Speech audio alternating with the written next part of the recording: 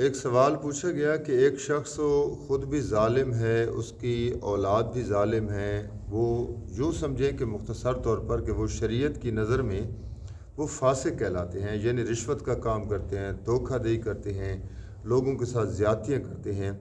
لیکن شومی قسمت ہے کہ وہ ایک مسجد میں مستقل طور پر مؤذن بھی ہیں، وہ اذان دیتے ہیں۔ کیا کسی ایسے شخص کو اذان دینے کا شریعت نے جواز دیا ہے؟ یہ سائل پوچھنا چاہتے ہیں۔ تو یاد رکھیں کہ یہ جتنے امور فاسقہ ہیں، یعنی جن امور سے، جن کاموں سے انسان فاسق ہو جاتا ہے،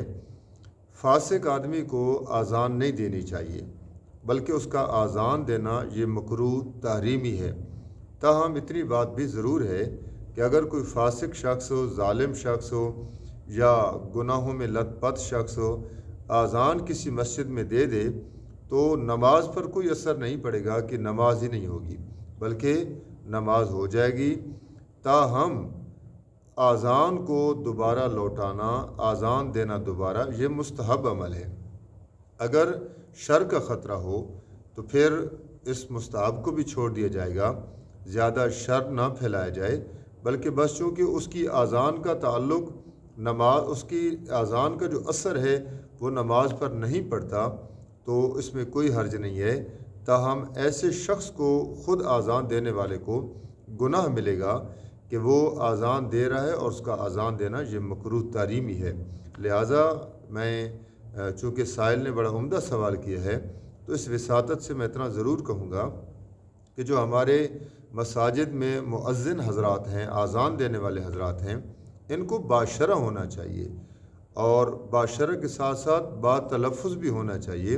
عام طور پر ہم مساجد میں دیکھتے ہیں کہ ان کے تلفظ بھی ٹھیک نہیں ہیں، اذان کے الفاظ میں بھی گڑبڑ کرتے ہیں، خدا نخواستہ وہ نبی کریم صلی اللہ علیہ وسلم کا نام بھی صحیح نہیں لے سکتے ہیں، اور کسی لفظ کو بڑھا رہے ہیں، کسی کو گھٹا رہے ہیں، اذان کا لفظ بھی ٹھیک نہیں بول رہے ہیں۔ تو ایسے افراد کو اگر شوق ہے اذان دینے کا تو پہلے اذان سیکھنی چاہیے، پھر اپنے شوق کو پورا کرنا چاہیے۔ اچھی بات ہے، اذان کی بہت فضیلت آئی ہے مؤذن کی، کہ جو اذان دیتا ہے اس کی بڑی فضیلت آئی ہے، لیکن یہ فضیلت، یہ اللہ کی جو رحمت ہے، یہ کہیں انسان کے لیے زحمت نہ بن جائے، کیونکہ وہ ایسے الٹے الفاظ کہہ رہے ہیں کہ جو عربی لحاظ سے ان کا معنی ہی تبدیل ہو گیا ہے۔ وہ انا کو کبھی انا پڑھ رہا ہوتا ہے، کبھی محمد کو محمد پڑھ رہا ہوتا ہے، خا کی جگہ خا بول رہا ہوتا ہے، یعنی اس کا کوئی تلفظ نہیں ہوتا۔ تو کوشش کرنی چاہیے کہ جو باشرہ بھی ہو،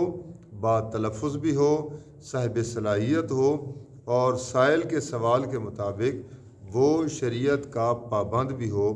ظاہری طور پر اس کا کوئی ایسا عمل نہ ہو